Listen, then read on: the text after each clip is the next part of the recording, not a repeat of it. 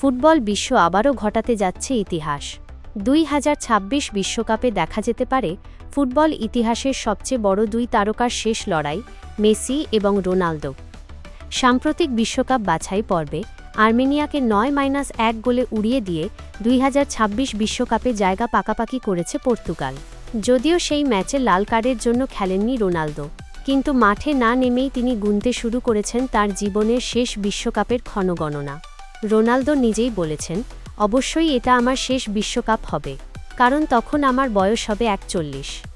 অন্যদিকে আর্জেন্টিনা আগেই বিশ্বকাপে কোয়ালিফাই করে ফেলেছে।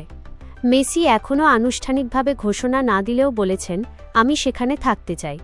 বিশেষ কোনো চোট না হলে মেসি যে 2026 বিশ্বকাপে থাকবেন সেটাই সবচেয়ে বড় সম্ভাবনা।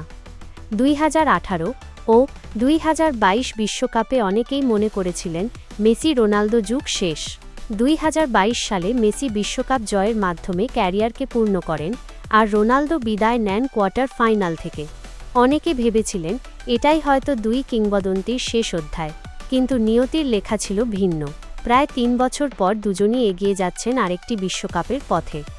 2026 সালের বিশ্বকাপ হতে যাচ্ছে যুক্তরাষ্ট্র, কানাডা ও মেক্সিকোয়, এবং একথা নিশ্চিত এই টুর্নামেন্টের সবচেয়ে বড় আকর্ষণ হবে ষষ্ঠ বিশ্বকাপে নামা মেসি রোনালদো।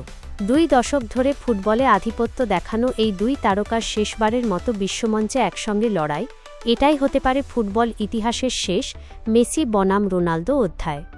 আপনি কাকে দেখতে চান শেষ বিশ্বকাপে উজ্জ্বল হতে, মেসি নাকি রোনালদো? কমেন্টে জানাতে ভুলবেন না। আপনি